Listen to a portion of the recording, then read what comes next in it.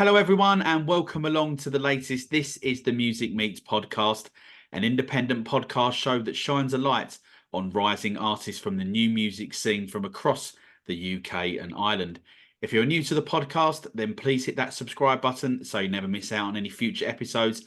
And it would be fantastic if you could leave a comment so that we can beat those annoying Spotify and YouTube algorithms. It's now time for episode 101, and I'm here tonight with rising indie folk artist Jackson Lucitt. Over the course of the podcast, we're going to talk to Jackson about his fantastic new single, which is released at midnight tonight at the time of recording. That song is called Shots Fired Tonight. His progression from music fan to band manager, setting up Shiny Vinyl Records and becoming a fantastic solo artist as well in his own right. Jackson, it is a very warm welcome to the This is the Music Meets podcast. It's great to finally get to meet you virtually at the very least after I've been chatting for a few weeks now. How are you doing? I was excited until that intro, mate. I'm about tearing up. Thank you for that. Yeah, man.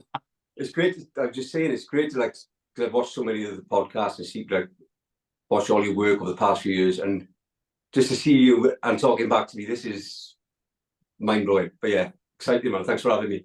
Oh, brilliant. Well, it's good to know that there is at least one listener out there in the big wide world.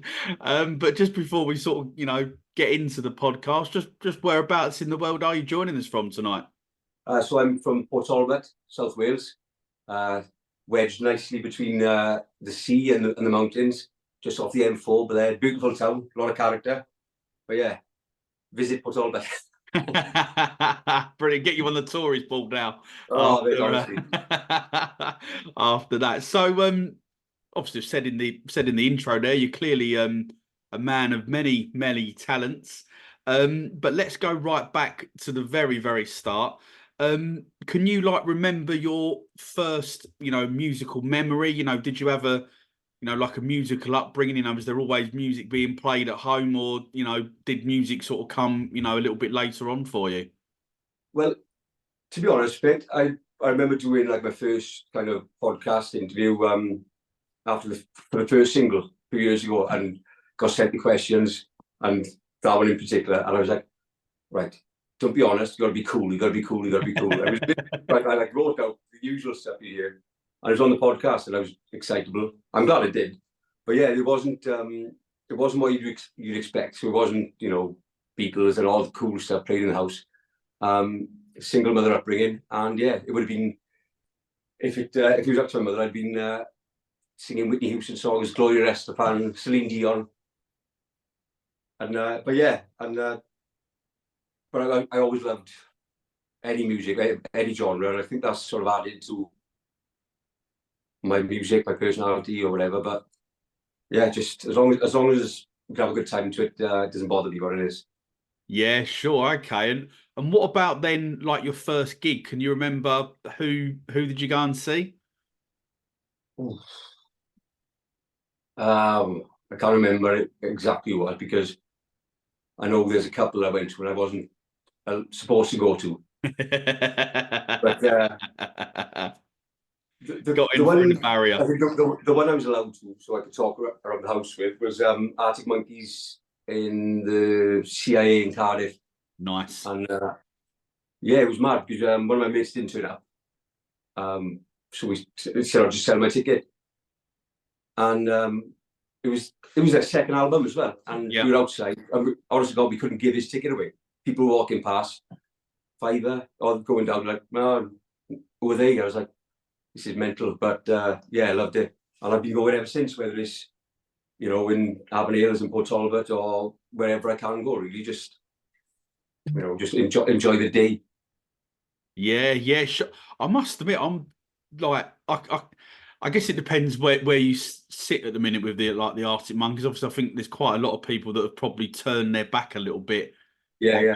The last couple of albums, but you think, so that must have been about second albums. That's about 2006, 2007, I think. Yeah, when 2006. Yeah, they were, at the height, if you want to put it like that, of their absolutely. popularity, I guess. And I'm gobsmacked to it. He couldn't give the ticket away. Honestly, and it wasn't like it was you know, early in the day, Yeah. you're still queuing around the block, and people just walking past like, who's in there? Who's in there? It's like, oh, do you want a ticket? We Yeah. started off like, I think face value was about 25 quid, I think, something like that. So we Wow. tried to get 25 quid. There was like 20, and it was like, well, in the end, it was like, just gave it to a tout, and was like, good luck with that. But yeah, like with the Arctic Monkeys, I totally agree with what you're saying, because hearing them and the way they were, the things they were, Alex Turner was writing about in first album, second album in particular, that sort of inspired me. Oh, I'm gonna write, and I thought writing a song was you just write words down. Yeah. Yeah. Didn't think about the music bit that I'd never done, and a lot of the rest of it. But with them, like the last couple of albums, I've listened to them, but like, not really I wouldn't say I'm not a fan, but then I've been to watch them on those tours, and I'm just still blown away by the whole performance, just the electricity that they generate, you know. Yeah, no, definitely. I think, yeah, I'd always, as you say, give it a listen, you know, when it comes out. But yeah, sort of, I want a bit more. I don't know what the Yeah, word is, but a bit more something about it. And for me, it's not quite there. But you know, with the catalogue of songs that they have got, I'm sure that they are still.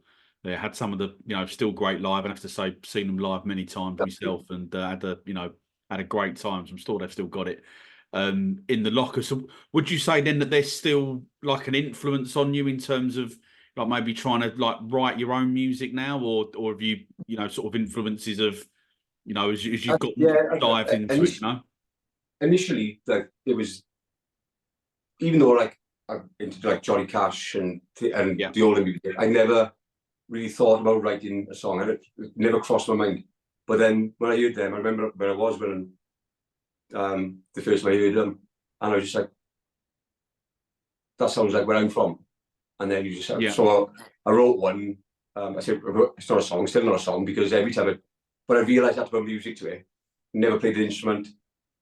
So I picked up a guitar and learned the usual 4 chords. I went, oh, I've got a song now. And the boys ended up calling me Iggy Pop. I said, what's happening? Where's the fucking Stooges? Because whenever I did it just sounded like Passenger. The Passenger, I was just like, oh, Yeah. God. But yeah, I wouldn't say they're influence anymore as such, but I do like, I'm more like lyrics and storytelling. So when like Alex Turner is one of the best at, you know, metaphorically speaking, and I'm just like, so that sort of challenges, you know, I'm like, oh, I can do that. Yeah, sure. But as a song, then no, I wouldn't think so. But I'm probably more inspired by when you see the, you know, the grassroots artists and I'm just like, that's the bit I'm just like blown away, just going, right, because it's sort of achievable. Then you just realise the talent, you know, the show tonight, incredible. I'm just, yeah, it blows me away. And I'll go and get my notepad but yeah. Yeah. No, I agree. I think we'll come on a little bit later on to the other grassroots, you know, sort of music and bands maybe that you've been listening to. But I wholeheartedly agree that I think the scene is probably actually more exciting than the, you know, the more established kind of like artists. So at what point then? Did you sort of decide that, you know, you wanted to sort of pursue, you know, writing and you know, trying to record your own music? Did you ever have? I guess let me start that again. Did you ever have any ambitions maybe to start recording like No, music to get it out in the big world, or was it just simply, do you know what, I'm just going to do this for a bit of fun for it myself, was, you know, writing songs down and yeah. So I enjoyed. I moved up to Yorkshire for a few years, yeah, and it's incredible how like the volume of music up there. You know, like it's everywhere. Like whether it's not even just cover bands, but just people just playing, whether it's a guitar. And I remember that 'cause I'd been playing guitar for a year or two, perhaps not very well, and I like it was just there type of thing. yeah, And I have to be very, not just bored, like very bored. Internet's gone off, and I was just like, all right. But one of my good mates, you know, up there, as Aaron Lee's, just incredible, like so like enthusiastic and really talented, proper like you just can't help but get swept away by his personality, the whole thing. And we were kind of on the same level, like thing. So we sort of bounced off each other, put out songs. I say songs, but I had lyrics. He was great at coming up with melodies and things like that. And then just do open mics because I never had a problem with performing. Whether the talent was there is irrelevant to me. But I loved it. I like doing open mics all the time, purely self-indulgent. It wasn't for anybody else. I know that sounds like deep, but it's like people like say it hardens you or whatever. It's like I've been called shit plenty of times, and I'm just like, I know, but it's good, isn't it? but yeah, so like doing open mics, and then I wrote a couple of songs, and there was a few.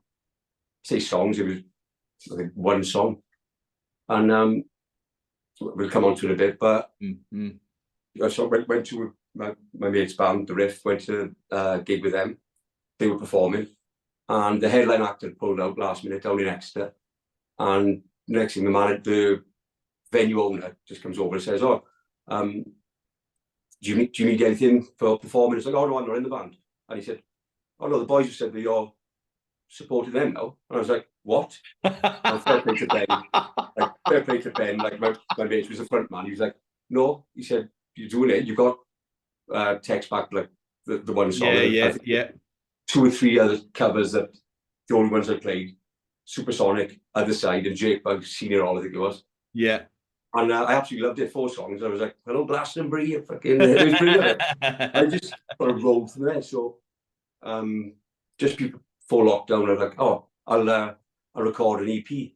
That'll only take like 3 hours. The songs are 4 minutes each. That's all it is." And I went to the studio, and it just blew my mind because I realised, the scope, the scale of this, and how like you've got to be perfect on like click tracks and things like that. And I was so like overwhelmed, intimidated, and really sort of taken aback. Still blown away, but and in the end, we moved from there. And I think lockdown, the likes of yourself, so many like the Twitter family, then if you're a music family, just like encouragement everywhere you turned, like put your phone on, and it was just like, "Are you going to do it yet?" Or, people I've never met. Like, no, so definitely. There's a bit of not pressure, like good pressure, like because when you see that, "Oh yeah, so and so," like my mate, the boys, they were better incident. Jackson Lucitt's got a couple of songs he's going to put out. I'm like, giving it the big one. I'm like, "Yeah, it'll be out later on this year." And as it turns out, that was 3 years ago, and now it's out tonight. Brilliant. And I must just say, just something there that you said about being in the studio. I was a band from where I am in Southend in Essex. Give them a little shout out. San Quentin, hello lads. Oh, fantastic band. Yeah, they are absolutely brilliant, and great set of lads as well. And they actually invited me down to where they record here in Southend. Not last, must have been the year before, I think. Now I can't, something like that. And it blew me away because I genuinely had no idea, which is kind of like what you're alluding to, how the whole studio stuff works. It's just totally, building it up, laying everything down, and it's quite fascinating really to sit there and to be able to watch it and get and watch them build the songs up. But that's enough about them. As good as they are, and a great set of lads and good mates, and that. Let's shout out for me as well. I'm a big fan, because I remember just quickly on San Quentin, because I remember, I think I seen on Twitter, it might be new, I'd retweeted them could be 2 or 3 years ago, and I was just like, San Quentin, big Johnny Cash fan. I was like, what's this about? And fair play to them. I've got to see them live at some point. Incredible band. Yeah, no, they are. They're fantastic live, and I know that they've got a few things in the works that are hopefully going to be with us pretty soon. So before we come on to the new single, let's go back to the debut single, which you've already mentioned earlier on, which is called Text Back Blues. Come out in April 2021. It's nearly got up to 8,000 Spotify streams, which is fantastic. And I think it's fair to say, with plenty of radio support and songs of the day with various different new music champions along the way. So for those that maybe don't follow you on your Instagram, it's quite interesting actually, because there's the build up. You've got videos going back quite a few years of in development and stuff. And personally, I love seeing that sort of thing. But kind of like for you, what was the like the writing and the recording process like, and kind of like, have you continued that approach on the releases since then? Well, going back to like the songwriting thing as well on this. So because like I said, all my songs sound like Passenger or The Passenger, sorry, or things like that. And I've been seeing this girl not for long, and it was like that the old thing, like, oh, she's a bit keen, which but is irrelevant, like, but it was all going great. And I went to work, we went out on the date on a Saturday night, I think. Great date in York, went well, went to work Sunday, and she texted me like in the morning saying something like, oh, how do you think it's great day yesterday? Thank you. How do you feel like it's going? I was like, you know what? Like in my head, look, going well actually. Yeah. So message with that, and considering she'd been like texting me all the time, and then she just didn't text back. So it was a Sunday afternoon. So all of a sudden, I'm like making excuses in my head. She's in work, or she's doing this, she's doing that, she's doing that, and got into bed. And everyone knows the feeling of, you feel a vibration, you fall, no. And this was literally, this is all in the sort, like 2-3 hours of like this type of thing. And then it was about 4 o'clock in the morning, and I was just like, get up, have a shower, switch off, you need sleep, go work, blah blah. And the video, I think, is on my Instagram. So I got up, got my work clothes on, picked up my guitar, and that was written literally in, I didn't write it down. So I press record, I don't know where that riff came from, because it wasn't Passenger. Wow. And that was it. And don't get me wrong, that was 4 years before the release, but it was purely like instinctual or emotional. And I do try to keep that. That's when I write my best, I think, is when I'm pissed off, frustrated, excited, anxious, whatever. And I think that goes for a lot of people. When people say like things that you should pour your heart and soul into your writing. I think if you consciously do that, then it tends not to work. Yeah. So you just need to do it when you're pissed off or whatever it is, or like excited or whatever the feeling is. Just write it down, and I'm forever doing it. But yeah, and that was written in no time. And to be honest, the other ones were. But as far as the release and the promotion goes, because I'd sort of been doing that for other bands, organically then.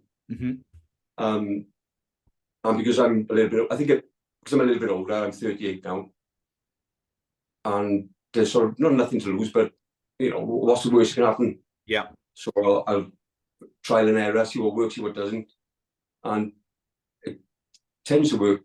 But so far, it's been successful because, like you said, 8,000 people listening to somebody who was playing open mics and very fucking poorly, not that long ago. But yeah, if there's any proof of just, if you want to do something, do it. Fucking hell. There it is. Well, it is. Yeah.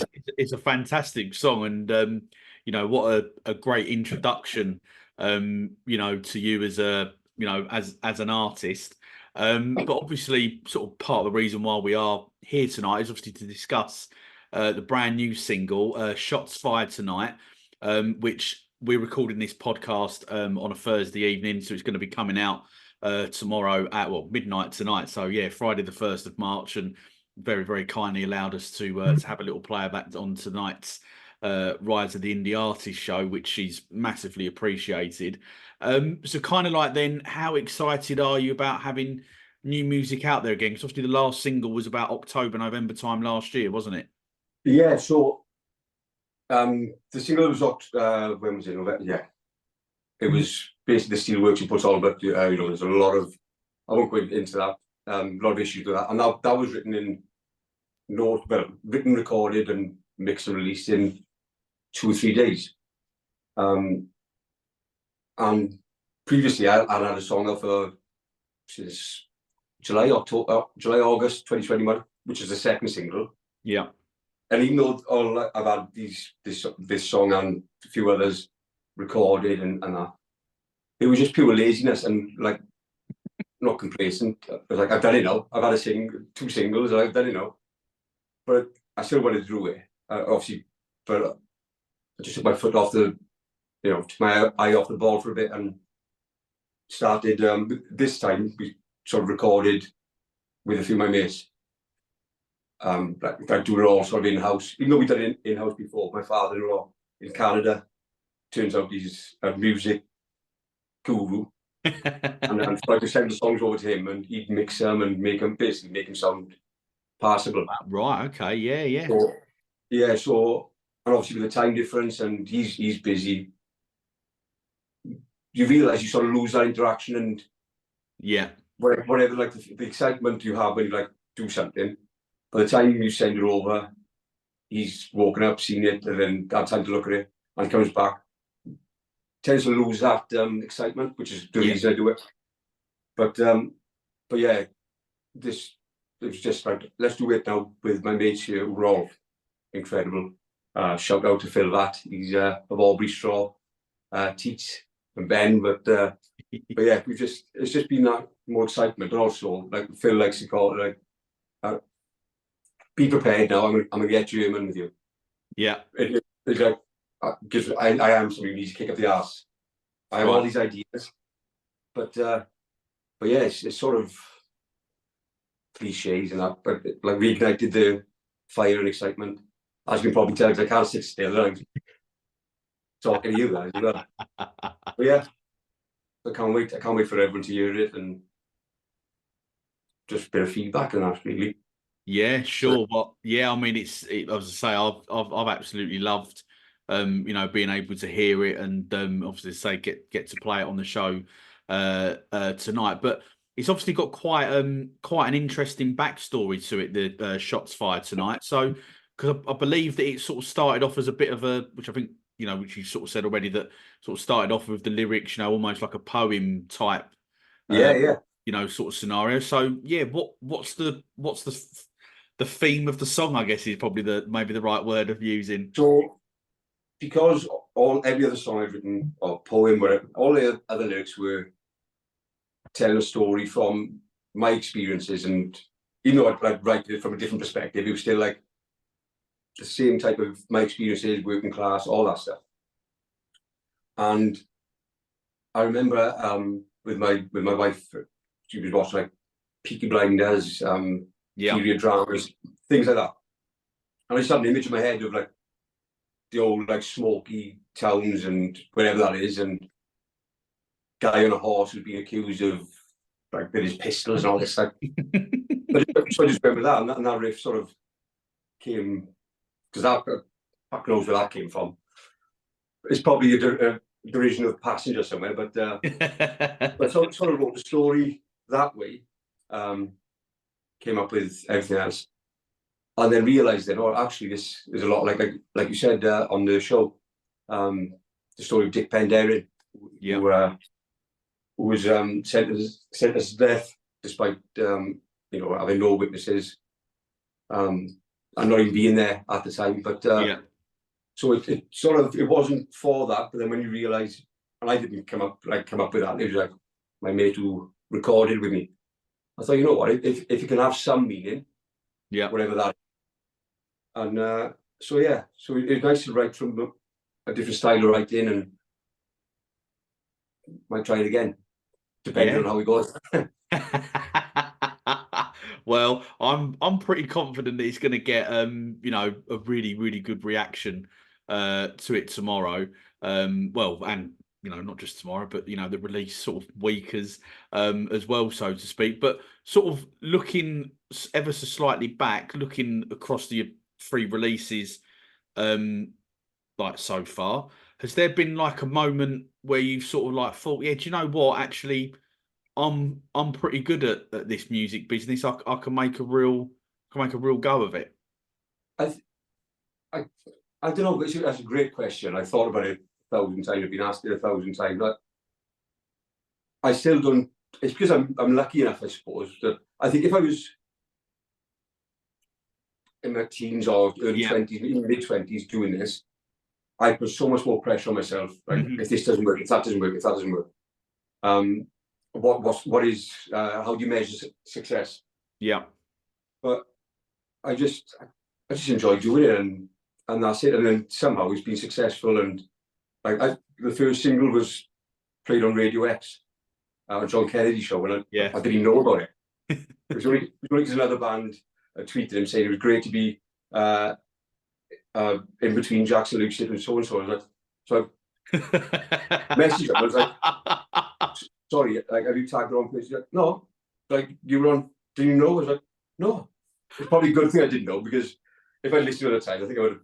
Well, like my reaction with you tonight, I'd have been all over the place, bounced off the walls. But even then, he was like, I can't think of like the word or the phrase, but it's just nice. It's nice when you hear off like family, friends, like my brothers. Like, I got 3 brothers, biggest critics in the world, but biggest piss takers, which that's what brothers do in it. But then when yeah. you hear off them individually and away from their crowd, somebody who's being nice, you know what? Pretty good, that. Proud of. Yeah. I'm just like, yeah, it just that type of thing. When people like, I didn't expect that from you. It was like, fucking, I didn't. Yeah. Yeah, I need to sit down for the compliment. Cheers, bruv. Oh yeah. Yeah, you say thank you, nice one, mate, and then it's like, fuck off. Yeah, absolutely, definitely. I know exactly where you're coming from on that. And what would you say has been like the easiest, but also like maybe like the hardest part of being creative?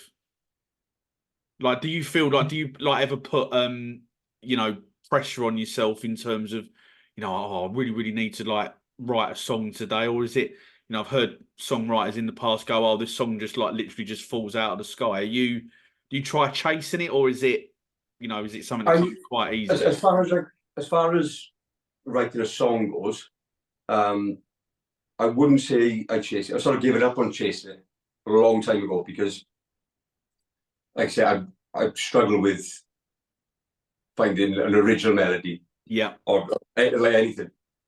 I still like have a go and see what works, but that's not my area of expertise at all. But lyrics, I don't like calling them lyrics or poems, even though that's exactly what they are, because it just feels like, you know, I'm not the type of person who is able to write poems or lyrics. Yeah. That's changed. Like my outlook on that has changed, but I'm forever like writing not full songs or anything like that, but I could drive past a road sign or an advert and I'm like, oh, I like that word or that thing that rhymes with that, Yeah, and then yeah. but yeah, then I'll just either a theme might come to me, or just something, or a story, and then it might sound. Sometimes like you might get a line or 2 lines that sound great lyrically, Yeah. and using big words and things like that. Like, but at other times, like the story's there, but I need to put some meat on the bones of the language.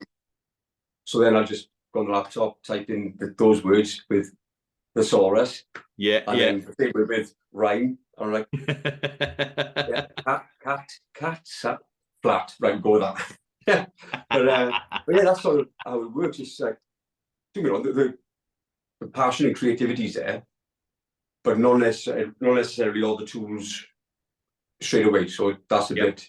I enjoy that bit. Yeah. That it changes the direction sometimes. Yeah, I'm just absolutely winging it, and I suggest more people do it. To be honest, just enjoy it. But yeah, like I said, I'm lucky enough to be older and have a day job that allows me to lose myself in notebooks and voice recordings and shit.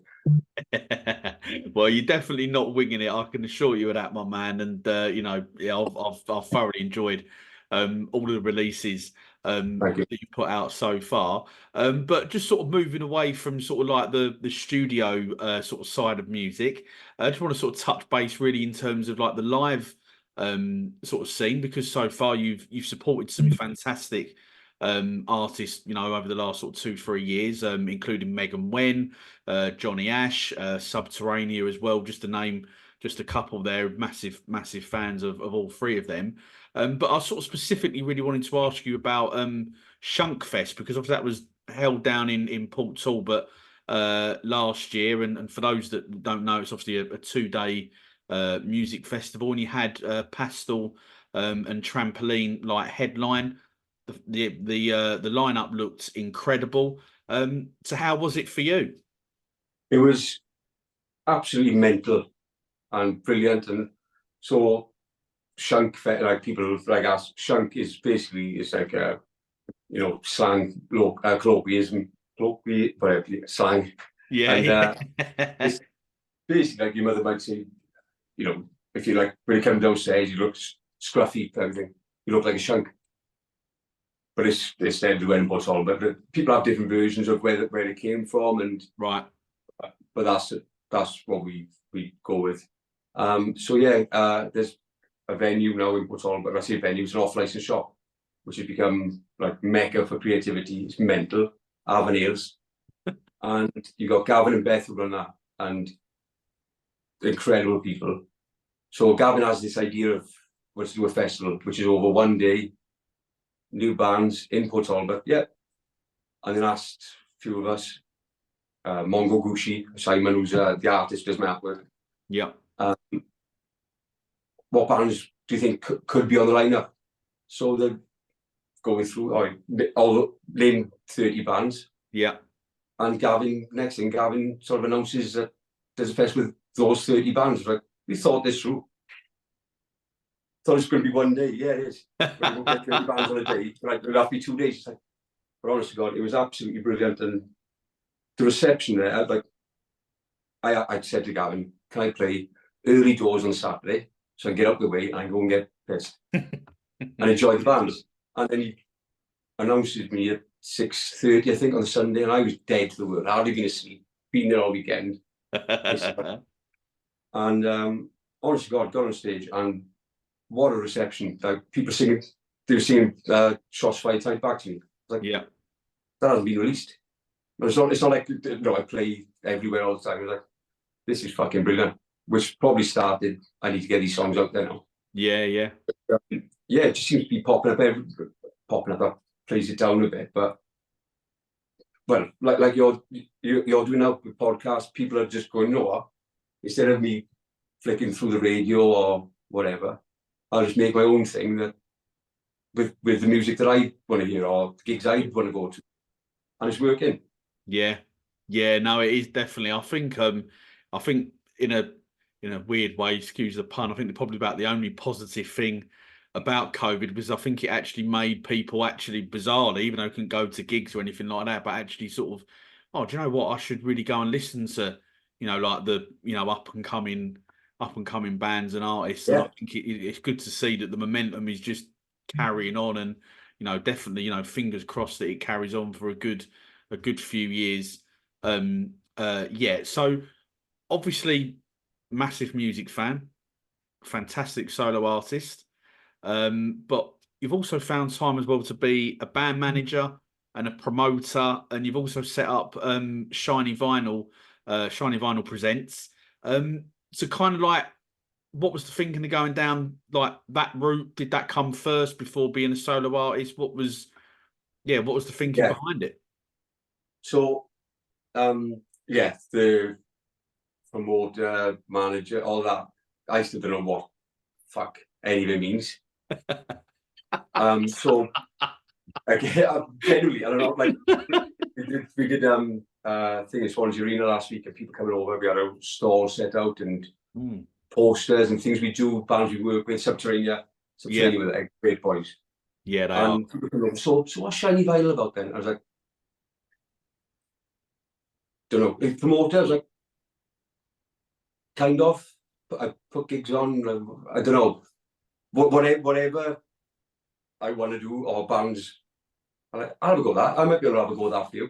Yeah. But it started. I'd never.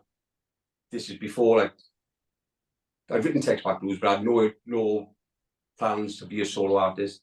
I was more than happy murdering open mics on Wednesday. And I mean that sincerely. I was loving it. Same 3 songs every week. Brilliant.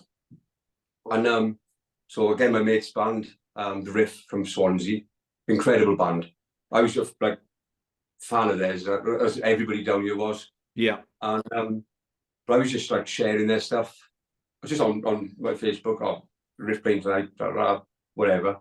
And not to promote them or anything like that, just because who's fucking coming down the Labour Club to watch the Riff or whatever, and end up becoming, well, they're my best mates. So I started, ended up getting asked to be in an Oasis tribute band. Fuck knows why. They weren't even on my fucking set list of my open mic. But did that, and then I was like, oh, I reckon I could put, oh, sorry, I was living in Yorkshire, and I said, oh, I'll get you up here to play a gig up here. Never met them in the flesh. So it's like email, very, very professional email. So I've got to pretend I fucking know what I'm doing. How do you put a gig on? So where do you put a gig on? Yeah, can I put it on in the Motorpoint Arena? What? I don't know. But I ended up, long story short, they came up and sold, I can't remember, it was 150 or 180 tickets in Yorkshire, in Selby, Yorkshire. Wow. For a band nobody ever heard of, and yeah, in Yorkshire that nobody ever trusted. But it was fucking brilliant. And moved up back down to Wales and organised a 9-day UK tour from. Honestly, God, fuck knows how, but just same type of thing. And Ben, the front man, said, "Oh, you should start a company." And I was like, "Fuck that! I don't know how tax works and all that." Yeah.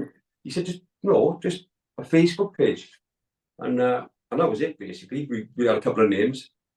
I think it was Press Play Promotions initially, and then fast forward, because basically the symbol would have been like a play button, like off the old bit thing, and it was easy. I could do that. But they were like sort of taken with other things, and the shiny vinyl just popped up easy, and yeah, it's just grown since then. Then they asked me to be same manager, but yeah, it's just grown from there. I absolutely love it.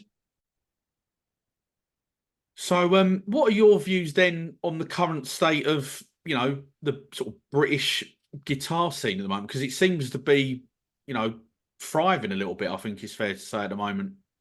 Yeah, took the words out of my mouth there, because so when I grew up, I remember like the top 10 that you listen to every week. Yeah. Was there'd be 10 different genres. I say genres, people didn't think like in genres. And you loved every song, top 20, top 40. You'd have like rap music, dance music. I'd be dancing to Bewitched, and then rapping in my bedroom. Bewitched. You know, and then felt my heart out to Oasis and all this. And I think that sort of eclectic mix then, which we didn't think that way, it was just everywhere. So yeah, I think now we've sort of become so commercial, whatever word you want to use for it, you sort of lose that, the spread of genres, or the mix, which, I take, so many bands still take their songs, there's inspiration from, without them realising everywhere. Yeah, no, I know what you mean. But yeah. I think as far as like the indie, guitar music, is unbelievable. And you hear so many times like where people, I say people in positions like Chris Miles or just or anyone just saying, or even just people on Twitter in the street, or music shit. There's no good bands. Or that's not them doing it purposely, or like it's like come to the moon, come to Bunkhouse with me in Swansea, come to Avon Hills, and it is incredible. Like some of the best gigs I've been to, well, the majority of the best gigs I've been to have been, like you say, with the bands who played tonight, with Megan Wynn, Johnny Ash, Subterranean. I'm just like, this is brilliant. Because for so long, you just like, and people still say, "Oh, I wish I'd seen Oasis in the early days," or things like that. And I don't know if it's just my excitement. I'm excitable, as you can tell. But I see, when I'm seeing like Megan Wynn, I remember like when I first spoke with her, and it just blew my mind. She was 15, I think, at the time, and never sort of performed on it. And watch you perform, and her family and mother, and I'm just in tears, literally like this, just like, she's fucking incredible. And then you see the next band, you're just like, fuck, these are all incredible. And they get the performance wise, all right, the songs that get played, the singles on like the produced versions are great. But then you see them live, you're just like, fuck. Yeah. No, it's honestly, it's incredible. It's cheaper. Don't get me wrong, you end up, because it's cheaper, you end up fucking going drinking mental. more beer. Oh, honestly, that's one good thing about camera phones. You just like, oh yeah, that happened. Yeah. But yeah, as far as like the music scene at the moment, I think it's only getting bigger with the likes of yourself, just promoting it and just putting out there, putting the work in. Just the enjoyment and the excitement is there on every aspect of creativity, I guess. But yeah, it's unbelievable. Yeah, I agree as well. What you were saying about you know, going to see these bands, at the moment while they're on the way up, and I think that some of the gigs actually been better than the big, the established artists. You know what I mean? And Yeah. you're saying about Megan Wen as well. I remember seeing her. She supported Lockin. Oh yeah, Just after like lock. I think it must have been like one of the first gigs, like proper gigs after lockdown. None of this test event stuff or anything like yeah. It was around February 2 years ago, I think. When was I'm trying to remember when it was. I know it was at the Water Rats. I'm trying to remember when it was. I Yeah, can't remember, but just I remember can't. Yeah, being there and just probably because I remember just like, fuck, we should go there. But then I supported Megan Wynn on her first show for This Feeling in her hometown in Anglesey, yeah, and I remember at that time, just like, fuck, yeah, isn't this fucking incredible? yeah. No, she's got a fantastic voice, and yeah, her new stuff. She's got a band with her now, and that Yeah, right being just her on the acoustic guitar. I haven't.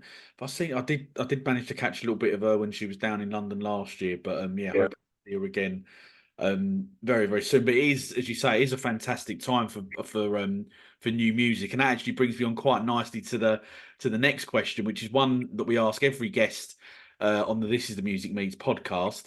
So kind of like really, what sort of artists, bands, solo artists, whatever it may be, sort of on this sort of underground sort of new music scene, have you been listening to over like the past sort of 12 to 18 months or so? I'm trying to keep this short. Already there's It's a already I've difficult got one, isn't stories like it? about this, about that, about that. But yeah, Subterranea, the boys. So Dylan Kai, Yeah. the front man. We headlined. See, I've already got off. Headlined Bunkhouse in Swansea, and I get a message off guy named Meg. Turns out Dylan's father, my boy, Oh, yeah, is Dean. Yeah. 14. He busks in he'd been busking in Swansea, and all it was like a grainy video of him busking in Swansea, which is hard work at the best times. And as a 14-year-old, I was like, you know what? Yeah, I bet. Yeah. Let's give him a go. And my best mate in the band, he was like, stop being so nice to say. But he wasn't saying no or anything like that. But he's like, listen, you're headlining. You can pick whoever you want. So just don't be nice to say. And I was like, you know what? If it is jealousy or in a positive way, he's 14. He's doing that. He's like, his father's on board, and he came down. And I got to be honest, thank fuck he went on first. And by the time I came on stage, because it's like, fuck, he's going to be good. And I kept in touch and worked with him and Subterranea, and I just can't. It just excites me. But then you've got Ashley Stacey. Do you know Ashley? Yeah, I know Ashley. Yeah, I know him very, very well. And funny enough, he's been on here before. Yeah. He's playing in London tomorrow night. I can't wait to catch up with him again. That'd be really cool. Oh, there's a man who just oozes creativity and works his ass off. Yeah. I also like me, him, and Jamie Ray, who hasn't released any music yet. But the encouragement and from both of them in a WhatsApp group. Yeah. And like, whether it's technical advice or just fucking love that man, or honesty as well. But yeah, actually, the songs he puts out, even down to, I said to him the other day, because I listened back to his EPs, even attention to detail of the track order. I was like, fuck. You'd realise, fuck yeah, they're 5 different songs. But yeah, Ashley, incredible. You've got, Megan Wynn, Water Pistol, unbelievable band. Yeah, I'm going to stop there because otherwise I'd be like, I'll start thinking like, oh, I missed out. But yeah, just everywhere you turn, it's just even like genres I wouldn't typically think I'd listen to. Yeah. Just whether there's something about him, I'm just like, he looks like somebody who's just fucking enjoying it. Yeah. And I'll listen to that. Yeah. The guy from I messaged you the other day, Fate of the Sun. Yeah. Cardiff. His songs is more like rapping, a bit like Sleaford Mods, that type of thing. I'm just like, fuck. Let's have it. Like, yeah. I'm just, yeah. I think, I mean, look, there's some fantastic artists in there, and I think, you could literally be here all night, to be honest. Trying to name, there's so many, and I think as well what you're just saying as well, about the the mainstream radio DJs. Come on, man, have a listen. Come and check these artists out, because there is some great music out there, that deserve to be played. On daytime radio. Don't put them on in the exactly. as good as it is, don't put them on in the graveyard shift, at like midnight or whatever, when they're exactly. Because I think but well, exactly that, because people depend on, but like, my song gets played on Radio X by John Kennedy. I didn't, like, that's on me. I didn't know about it, but nobody would have known about it, because they can't listen to, or they wouldn't listen to that late at night, and that's no fault of the DJ, because they have that slot. So, and fair play to them. Yeah. But then it depends. Thank God for like screen recording, or because it depends on you as the artist. Like recording it or doing a video or something. I don't know, mate, honestly, it's fucking mental. Recording it or whatever. I've been on radio, and then so to me, but yeah, but like yourself, mate, this. Yeah. No, that's it. I think important.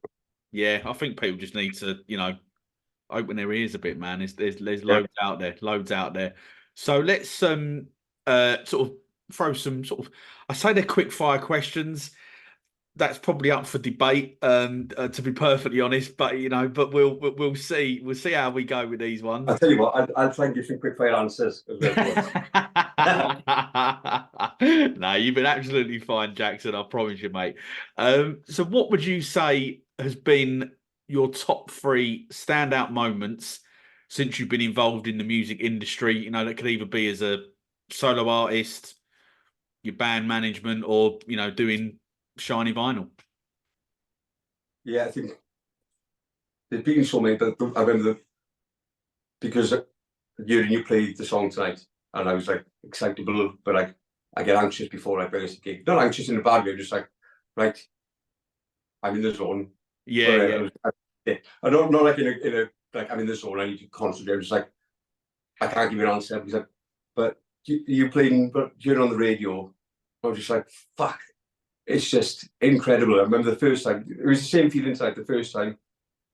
I was in the kitchen, and I was just like, thank God my wife, she was recording. I was just like, fucking hear that? That's fucking what? But it's that feeling, and you realise how achievable it is nowadays, because of you internet radio, which is fucking more important than anything, I think. Yeah.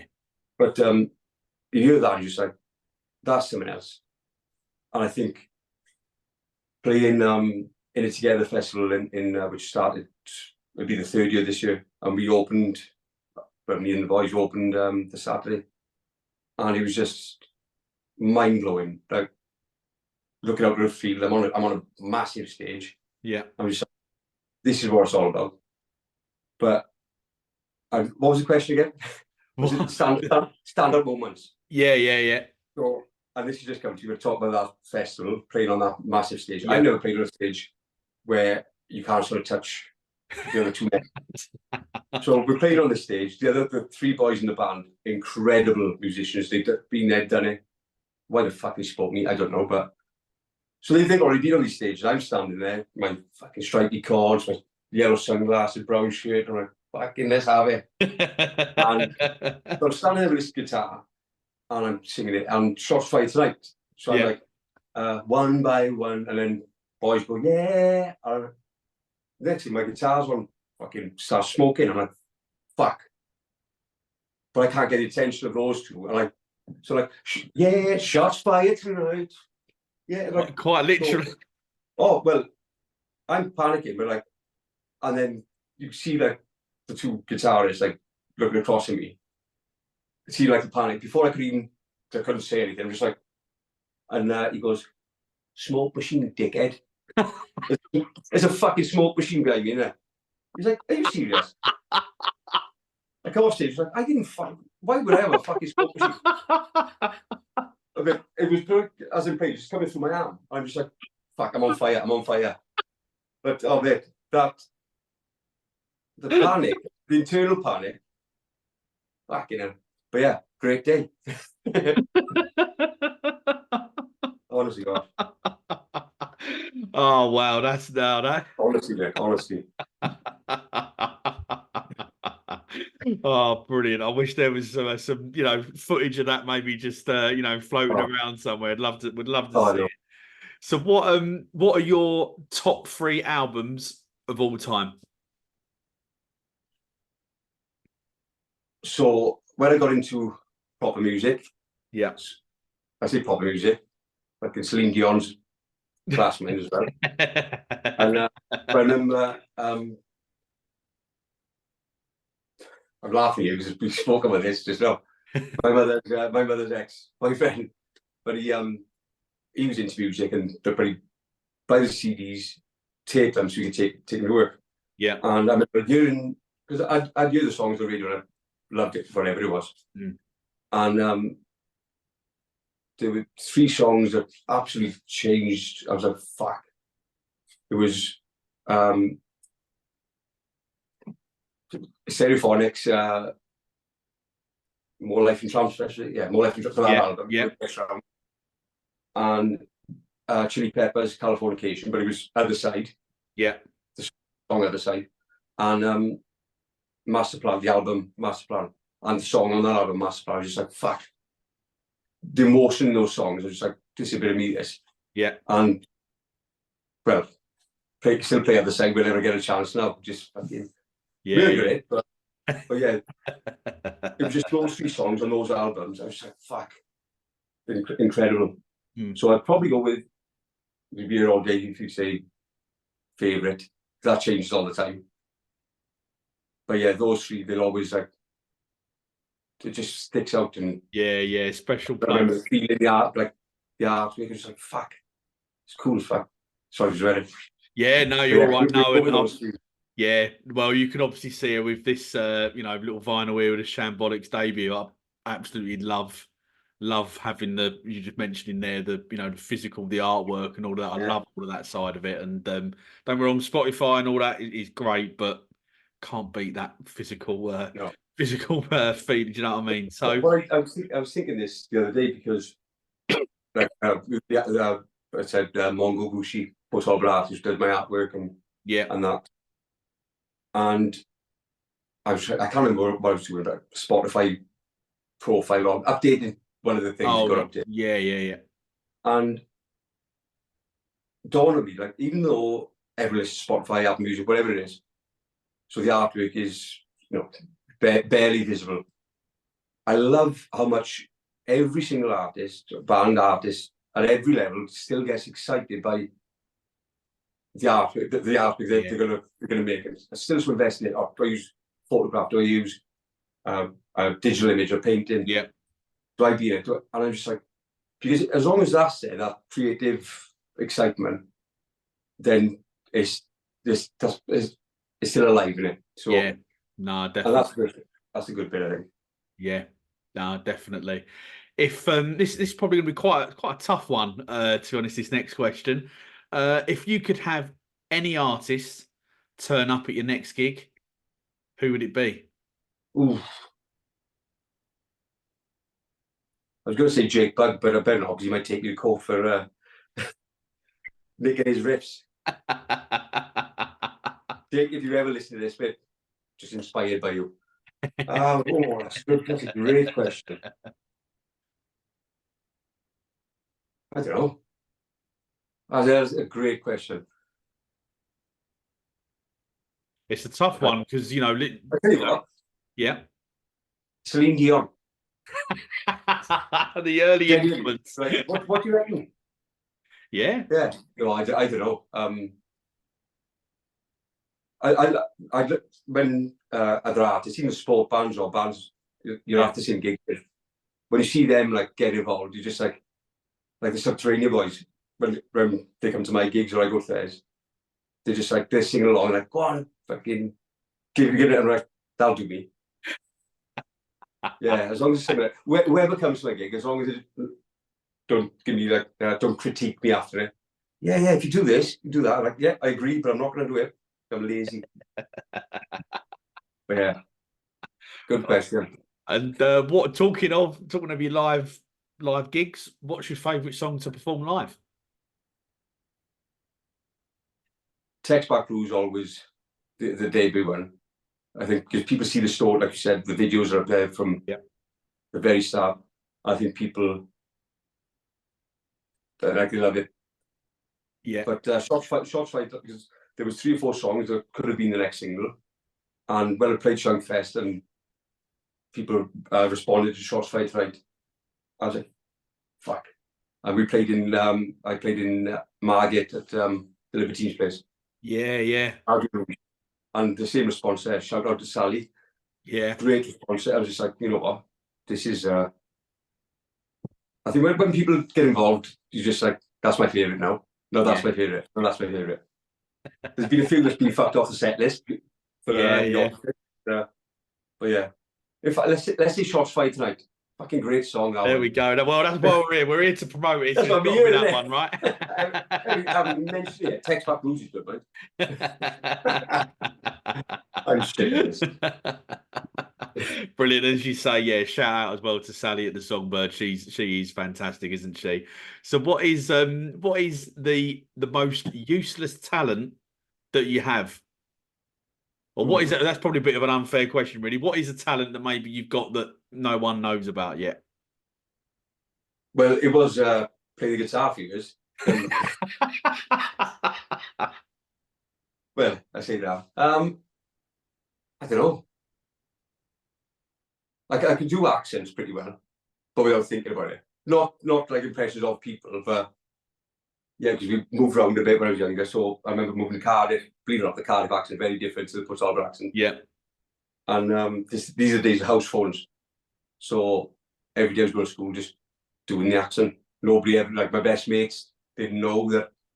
They knew it was from Port Talbot, but like, I'm not going to do it now. But I'm an accent. But of course, then you go home and then my mate Jaffa phones me and the house phone. So I'm like, all right, mate, what's happening? Everything all right? And my mother's there like that. What can you do it? That's the old girl, isn't it? Yeah, mate. Oh, mate. But yeah, I think good accent, so I'll probably get killed for that. But yeah, no, I don't. We'll go with that. There we go. Brilliant. Love it. So what plans then have you got in store for 2024? Obviously, we know you've got a new single. Obviously, it was so recording this the day before it's come out. Shots fired tonight. But yeah, what other plans have you got for us? What can we expect to see? So I got to keep my foot on my eye on the ball. A few more singles, or certainly like a more steady flow of singles there. Yeah. More gigs. Try and get the band back together. Try and get the band back together, but I think the next playing Aberdeen Hills tomorrow night, 1st of March, but Camden, then playing Camden with Ashley Stacey. Yeah. On May the 16th, I think it is. But the Good Mixer, if anyone's about. Yeah. So yeah. Otherwise, just try and keep doing it, putting stuff out there. Just so when I eventually, whatever it is, there's a bit of a legacy, you look back and go, fuck, I was right there, wasn't I? Yeah. Yeah, that's it, mate. Really. Just fucking keep enjoying it, and yeah. Yeah, no, nice one. Well, I can honestly tell you that you're better than just all right. I can assure you of that. And no, and keep at it, man, because I think the tunes so far have been absolutely Thanks, fantastic. man. But Jackson, look, unfortunately, that is the end of the This Is the Music Meets podcast. Thank you very much for joining me for episode 101. But before I do let you go, can you just let the This Is the Music listeners know the social media platforms that they can find you on? Yeah, so thanks for having me, Mark. Yeah, at Jackson Lucitt. Lucky enough to have an original a name that's easily Googleable. So yeah, Jackson Lucitt, Lucitt. Yeah, on Twitter, Instagram, X, whatever, Facebook. Yeah. Search Brilliant. that, drop me a message, add me as a friend, and if you dare. But yeah, thank you, man. Like, honestly, got goosebumps now. I'm just like, fucking thank you. Loved it. Thank you. Brilliant. Well, it's been absolutely fantastic, as I say, having you on, and I really appreciate you wanting to come on and taking the time out as well. And we're going to put the links to your social media down in the episode bio as well, along as well with the link to Shots Fired Tonight, which comes out on Friday, the 1st of March. And hopefully by the time this episode has come out, you would have heard it, but keep on streaming it. Jackson, as I say, mate, thanks very much. Really, really appreciate it. And I'm looking forward to seeing, the single plans and the live dates, what you've got coming up this year, because it does sound like it's going to be a very, very exciting time for you. Absolutely, man. Thank you very much. Cheers for having me. See you again soon now. And all that leaves me to say is to thank everyone for tuning in to the latest This Is the Music Meets podcast. Please subscribe so you never miss out on any future episodes. And if you are loving the podcast, then please leave us a 5-star rating and written review, as it really does help the artist we interview to be discovered. Thanks for listening, and I'll see you very, very soon for episode 102 of the This Is the Music Meets podcast.